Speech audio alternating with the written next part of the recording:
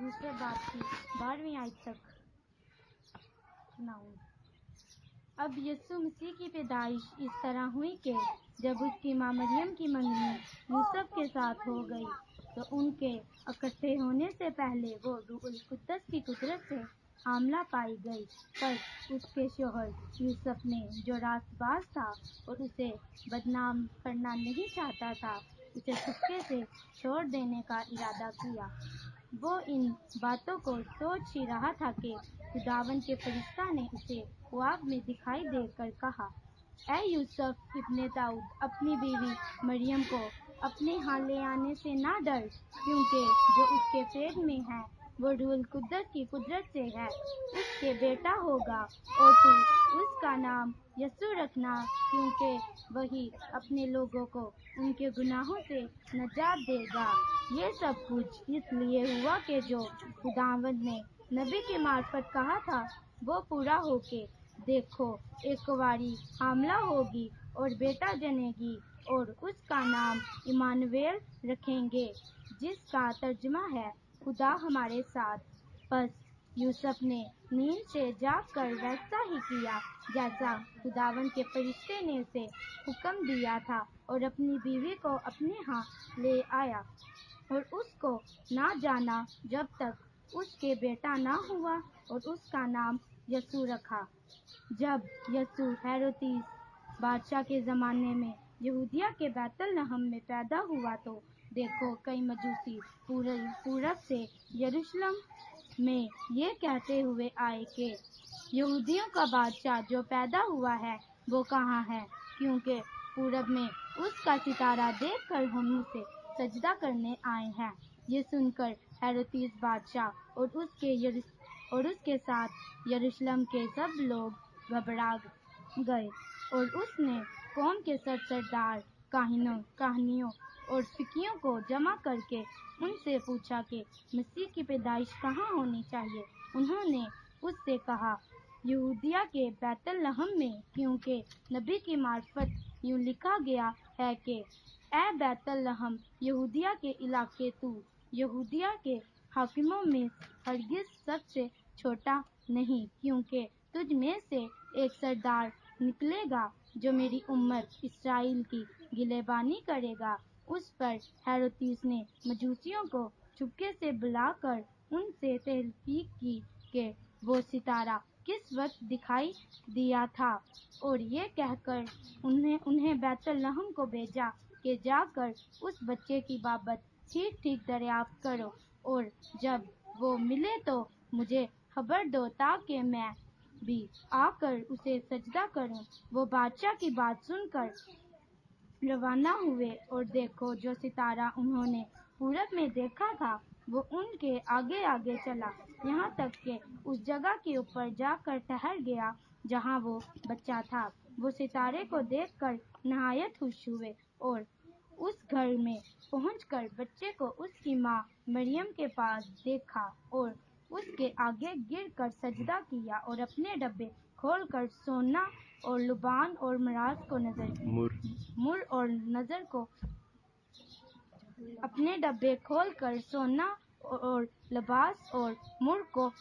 کیا۔ آمین۔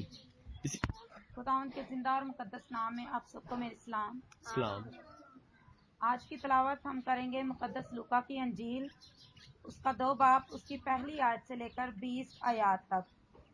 ان دنوں میں ایسا ہوا کہ کیسر اوگسطس کی طرف سے یہ حکم جاری ہوا کہ ساری دنیا کے لوگوں کے نام لکھے جائیں۔ یہ پہلی اسم نویسی سوریہ کے حاکم کورنیس کے عہد میں ہوئی، اور سب لوگ نام لکھوانے کے لیے اپنے شہر کو گئے۔ بس یوسف بھی گلیل کے شہر ناصرت سے داؤد کے شہر بیت لحم کو گیا جو یہودیہ میں ہے، اس لیے کہ وہ داؤد کے گھرانے اور اولاد سے تھا، تاکہ اپنی منگیتر مریم کے ساتھ جو حاملہ تھی نام لکھوائے۔ جب وہ وہاں تھے تو ایسا ہوا کہ اس کے وضع حمل کا وقت آ پہنچا، اور اس کا پہلوٹا بیٹا پیدا ہوا، اور اس نے اس کو کپڑے میں لپیٹ کر چرنی میں رکھا، کیونکہ ان کے واسطے سرائے میں جگہ نہ تھی۔ اسی علاقے میں چرواہے تھے جو رات کو میدان میں رہ کر اپنے غلے کی نگہبانی کر رہے تھے۔ اور خداوند کا فرشتہ ان کے پاس آ کھڑا ہوا اور خداوند کا جلال ان کے چوگرد چمکا اور وہ نہایت ڈر گئے۔ مگر فرشتے نے ان سے کہا، ڈرو مت، کیونکہ دیکھو میں تمہیں بڑی خوشی کی بشارت دیتا ہوں جو ساری امت کے واسطے ہوگی، کہ آج داؤد کے شہر میں تمہارے لیے ایک منجی پیدا ہوا ہے، یعنی مسیح خداوند۔ اور اس کا تمہارے لیے یہ نشان ہے کہ تم ایک بچے کو کپڑے میں لپٹا اور چرنی میں پڑا ہوا پاؤ گے۔ اور یکایک اس فرشتے کے ساتھ آسمانی لشکر کی ایک روح خدا کی حمد کرتی اور یہ کہتی ہوئی ظاہر ہوئی کہ عالم بالا پر خدا کی تمجید اور زمین پر ان آدمیوں میں جن سے وہ راضی ہے صلح۔ جب فرشتے ان کے پاس سے آسمان پر چلے گئے تو ایسا ہوا کہ چرواہوں نے آپس میں کہا، آؤ بیت لحم تک چلیں اور یہ بات جو ہوئی ہے اور جس کی خداوند نے ہم کو خبر دی ہے دیکھیں۔ بس انہوں نے جلدی سے جا کر مریم اور یوسف کو دیکھا اور اس بچے کو جو چرنی میں پڑا پایا، اور انہیں دیکھ کر وہ بات جو اس لڑکے کے حق میں ان سے کہی گئی تھی مشہور کی، اور سننے والوں نے ان باتوں پر جو چرواہوں نے ان سے کہیں تعجب کیا۔ مگر مریم ان سب باتوں کو اپنے دل میں رکھ کر غور کرتی رہی، اور چرواہے جیسا ان سے کہا گیا تھا ویسا ہی سب کچھ سن کر اور دیکھ کر خدا کی تمجید اور حمد کرتے ہوئے لوٹ گئے۔ خداوند کے پاک کلام کا پڑھا اور سنا جانا ہم سب کے لیے باعث برکت ہو۔ آمین۔ آپ سب کے سامنے دو حوالے پڑھے گئے ہیں، ایک اور دونوں ہی نئے عہد نامہ میں سے ہیں، ایک متی کی انجیل اور دوسرا جو ہے وہ لوکا کی انجیل میں سے ہے۔ اور میرے عزیزو، آج کے دن جو خدا کا کلام آپ سب کے سامنے بانٹنے کو ہوں، وہ خاص طور پر اس کو کوئی عنوان تو نہیں دیا گیا، لیکن کچھ ایسے سوالات ہیں جو میں آپ سب کے ساتھ شیئر کرنے کو ہوں، یعنی کہ کرسمس کیا ہے، کرسمس جو ہے سب سے پہلے کس نے منایا، کیسے منایا، اور وہ کون کون آخر لوگ تھے جو اس کرسمس میں شامل تھے، اور آخری بات جو کہ ہم سبوں کے لیے ہے کہ ہم کرسمس کو کس طریقے سے منائیں۔ تو کرسمس انگریزی زبان کے دو الفاظ کرائسٹ اور ماس سے مرکب ہے، جن کو اگر اردو زبان میں دیکھا جائے تو کرائسٹ یعنی مسیح، جو کہ خداوند یسوع مسیح کے لیے استعمال کیا جاتا ہے۔ عبرانی زبان میں یسوع کا مطلب خداوند نجات دیتا ہے۔ اردو لفظ مسیح عبرانی کے لفظ ماشیاخ اور انگریزی کے لفظ مسایا سے ماخوذ ہے، اور اس کا مطلب ہے چنا ہوا۔ اور یوحنا کی انجیل اس کا پہلا باب اس کی 41ویں آیت اور چوتھا باب اس کی 25ویں آیت میں یونانی زبان کا لفظ خریستوس استعمال ہوا ہے، جو یہی معنی رکھتا ہے۔ عبرانی زبان میں یشوع نام کا مطلب ہے خداوند نجات دیتا یا بچاتا ہے۔ اسی نام کا ترجمہ یسوع کیا گیا۔ لفظ ماس کا مطلب عبادت ہے۔ یہ لفظ ہم عموماً پاک ماں سے پکارا جاتا ہے، اس طریقے سے سنتے ہیں، اور اس طرح کرسمس سے مراد مسیح کی عبادت یعنی یسوع مسیح کی پرستش، حمد اور تعظیم اور عبادت کے لیے جمع ہونے کا نام ہے۔ کرسمس کو خداوند یسوع مسیح کے جنم دن کی یاد میں منایا جاتا ہے۔ کرسمس کو یوم ولادت بھی کہا جاتا ہے۔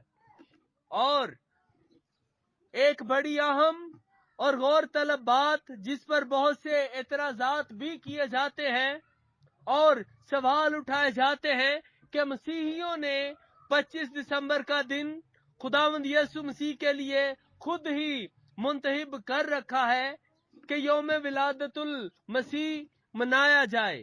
سب سے پہلے یہ بات کہ 25 دسمبر ہو یا हर दिन हमारे लिए खुदावंद यीशु मसीह की प्रस्तिश हमदो ताजीम करने का दिन है। मैं खुदावंद का शुक्र गुजार हूँ कि खुदा ने मेरे दिलो दिमाग को खोला कि मैं बाइबल मुकद्दस की हकीकत को जान सकूं और ये मालूमात आपके साथ भी शेयर करना पसंद करूंगा।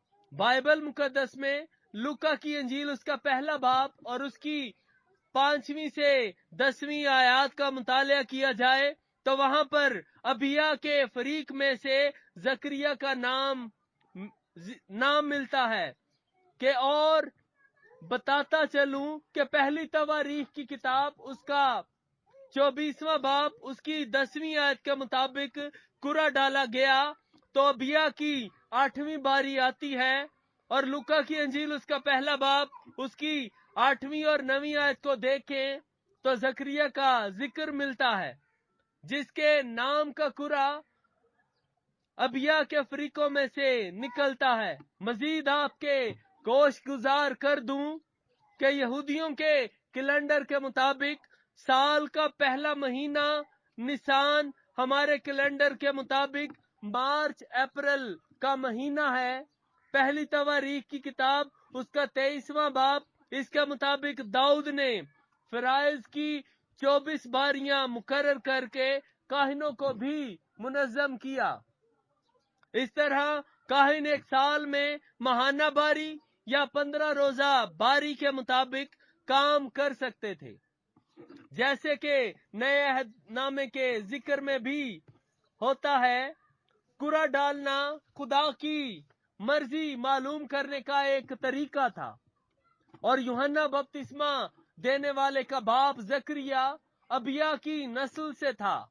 अगर हम मार्च से 8वीं बारी देखें तो वो गालबन अक्टूबर नवंबर में आती है और लूका की अंजील उसका पहला बाब और उसकी 24वीं आयत के मुताबिक अलिशबा 5 माह तक अपने हमला होने की बात को छुपाए रखती है और छठे महीने को फरिश्ता मरियम के पास आता और उसको खुदावंद यीशु मसीह की खुशखबरी सुनाता और ये भी बयान करता है कि तेरी रिश्तेदार अलिशबा के भी बुढ़ापे में बेटा होने वाला है और अब उसको जो बांझ कहलाती थी छठा महीना है, यानी मार्च अप्रैल में यूहन्ना बपतिस्मा देने वाला 6 माह और खुदावंद यीशु मसीह पहले महीने में थे।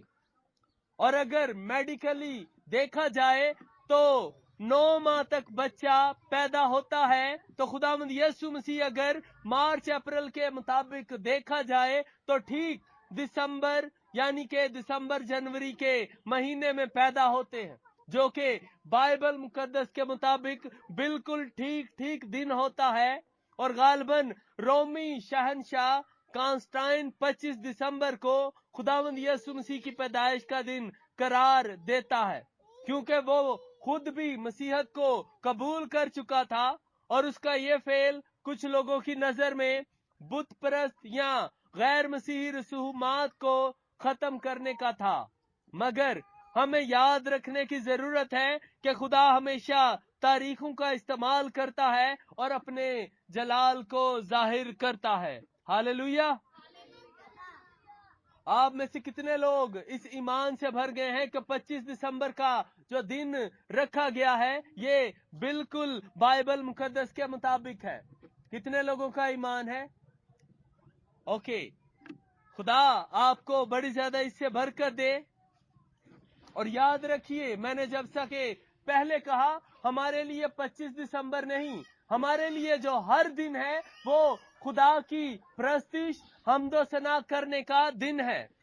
और क्रिसमस रोम में 336 ईस्वी में सरकारी तौर पर मनाया गया, मगर सबसे क्रिसमस की खुशियां आसमानों पर मनाई गई जब चरवाहे दाऊद के शहर बैतलहम के यहूदिया में है वहां रात को मैदान में रहकर अपने गला की निगरानी कर रहे थे। इब्रानी नाम बैतलहम का मतलब है रोटी का घर। यह कस्बा यरूशलेम के जनूब में वाक़ है और सतह समुंदर से तकरीबन 825 मीटर बुलंद है। दाऊद बादशाह का आबाई कस्बा बैतलहम है। और अगर आप इसको देखना चाहते हैं तो पहला सैमुअल उसका 16वां बाप आप उसमें देख सकते हैं। चरवाहों के बारे आपको कुछ बताना चाहता हूं कि चरवाहे सब्जे की तलाश में जगह जगह फिरते रहते और अक्सर खुले आसमान तले या खैमों में रहते थे। अलबत्ता उनकी मुस्तकिल रिहाइश गाहें गांव में होती थी। जब घास और चारे की कमी होती तो गर्मी के मौसम में वो अपने गल्ले ऊपर पहाड़ों की ढलानों पर ले जाते और सर्दी के मौसम में नीचे वादियों में ले आते जहां निस्बतन गर्मी होती थी। गले में अक्सर भेड़ें और बकरियां दोनों शामिल होती थी। भेड़ें डरपोक होती इसलिए उन्हें मुसलसल हिफाजत की जरूरत होती थी। बकरियां फुर्तीली होती हैं, उन्हें संभालना और काबू में रखना मुश्किल होता है। भेड़ें लिबास के लिए ऊन और खाने के लिए गोश्त मुहैया करती हैं। यरूशलेम की हैकल में कुर्बानियां चढ़ाने के लिए भी भेड़ों के नर यानी बर्रे इस्तेमाल किए जाते थे। यीशु की पैदाइश के वक्त जो गल्ले बैतलहम के पास थे, ऐन मुमकिन है कि उनकी भेड़ें हैकल में कुर्बानी के लिए लाई गई थीं, क्योंकि वह यहूदियों के एक अहम त्योहार ईद फसह का मौका था। फरिश्ता चरवाहों के पास आ खड़ा होता और खुदावंद का जलाल उनके चौगिर्द चमकता और वो डर जाते। मगर फरिश्ते ने उनसे कहा, डरो मत, क्योंकि देखो मैं तुम्हें बड़ी खुशी की बशारत देता हूं जो सारी उम्मत के वास्ते होगी कि आज दाऊद के शहर में तुम्हारे लिए एक मुनज्जी पैदा हुआ है, यानी मसीह खुदावंद। और उसका तुम्हारे लिए यह निशान है कि तुम एक बच्चे को कपड़े में लिपटा और चरनी में पड़ा पाओगे। और यकायक उस फरिश्ते के साथ आसमानी लश्कर की एक गिरोह खुदा की हम्द करती और ये कहती हुई जाहिर हुई कि आलमे बाला पर खुदा की तमजीद हो और जमीन पर उन आदमियों में जिनसे वो राजी है सुलह। चरवाहे का मतलब है नानंद, वो बर्तन या चरनी का मतलब है नानंद, वो बर्तन या जगह जहां मवेशियों को चारा डालते हैं। और इसे अगर आप अपनी जुबान में कहें तो ये खुरली कहलाती है। लफ्ज जो फरिश्ता है इसका मतलब है कासद या पैगाम पहुंचाने वाला। बाइबल मुकद्दस में फरिश्ते कासिदों और खुदा के खादम होने का काम सरंजाम देते हैं। बड़ी खूबसूरत और दिलचस्प बात यह है कि जब फरिश्ते उनके पास से चले जाते हैं तो चरवाहे आपस में इस खुशखबरी के मुतालिक गुफ्तगू करते और देखने के लिए बैतलहम को निकल पड़ते हैं। और वहां पर मरियम और यूसुफ और खास तौर पर खुदावंद यीशु मसीह को चरनी में पड़ा पाते हैं और जो बात खुदावंद यीशु मसीह के हक में उनको कही गई उसको मशहूर करते हैं। और जब लोग इस खुशखबरी को सुनते तो बड़े हैरान होते थे। मगर चरवाहों ने मसीह की खुशखबरी को सुनकर और देखकर खुदा की तमजीद की और हम्द की। मेरे अजीजों, क्रिसमस यानी मसीह की इबादत, हम्दो सना, ताजीम और पैदाइश के दिन को फरिश्तों और चरवाहों ने उसकी हम्दो ताजीम करके मनाया। और यही नहीं बल्कि उसकी खुशखबरी को दूसरों से भी बांटा। इनके अलावा एक गिरोह यूरोप, पूरब से, मशरिक से भी इस निजात दहिंदा बादशाह की खबर सितारे से पाकर उसका इश्तिहार देते हुए यरूशलेम आ गए। लेकिन यह खुशखबरी हेरोदिस और यरूशलेम के लोग जो हैं वो सुनकर क्या करते, वो घबरा जाते हैं। मगर हेरोदिस इस बात की तहकीक करने के लिए सरदार काहिनों और फरीसियों को बुलाता है और वो उसको बताते हैं कि मसीह की पैदाइश यहूदिया के बैतलहम में, क्योंकि नबी की मार्फत यूं लिखा है कि बैतलहम यहूदा के इलाके तू यहूदा के हाकिमों में हरगिज सबसे छोटा नहीं, क्योंकि तुझसे एक सरदार निकलेगा जो मेरी उम्मत इस्राएल की गलाबानी करेगा। और इस बात को आप मीका की किताब में उसका 5वां बाब और दूसरी आयत में देख सकते हैं। लेकिन ए बैतलहम इफराता, अगरचे तू यहूदा के हजारों में शामिल होने के लिए छोटा है, तो भी तुझसे एक सरदार निकलेगा, एक शख्स निकलेगा और मेरे हजूर इस्राएल का हाकिम होगा। और उसका मसदर जमाना साबिक, हाँ, कदीमुल अयाम से है। हेरोदिस मजूसियों को चुपके से बुलाकर उनसे तहकीक करता है कि वो सितारा किस वक्त दिखाई दिया था, और उनको बैतलहम में भेजता है कि वो बच्चे के बारे ठीक से दरियाफ्त करे। मजूसी के लिए यूनानी जुबान में लफ्ज मागोस इस्तेमाल हुआ है। ये गालबन किसी मशरकी मुल्क के बाशिंदे थे और इल्मे नजूम यानी ज्योतिष या सितारा शनासी के माहिर थे। इस इल्म के दीगर माहिरीन की तरह ये भी यकीन रखते थे कि जब कोई अजीम हस्ती पैदा होने वाली हो तो आसमान पर एक नया सितारा निकलता है। सरदार काहिन यरूशलेम में हैकल के निगरान थे। फकी मूसा की शरीयत के आलम और उस्ताद थे। वो यहूदी सहाइफ की पहली 5 कुतब का मुतालिया करते, लोगों को बताते और सिखाते थे कि इन कुतब की तालीम क्या है और इनके मुताबिक कैसे जिंदगी गुजारनी है। अगर हम लूका की इंजील उसका 2 बाब और उसकी 13वीं-16वीं आयत को बगौर देखें तो मालूम होगा कि हकीकत में हेरोदिस इस बच्चे को सिजदा करने का इरादा नहीं रखता था। मजूसी सितारे की रहनुमाई में उस जगह पहुंच जाते हैं जहां वो बच्चा था। वो सितारे को देखकर बड़ी खुशी महसूस करते और उस घर में पहुंचकर बच्चे को उसकी माँ मरियम के पास देखते और अपने डिब्बे खोलकर सोना, लुबान और मुर उसको नजर करते हैं। यूसाया नबी का सहीफा उसका 60वां बाब और 6ठी आयत में लिखा है, ऊंटों की कितारें और मिद्यान और ईफा की सांडियां आकर तेरे गिर्द बेशुमार होंगी।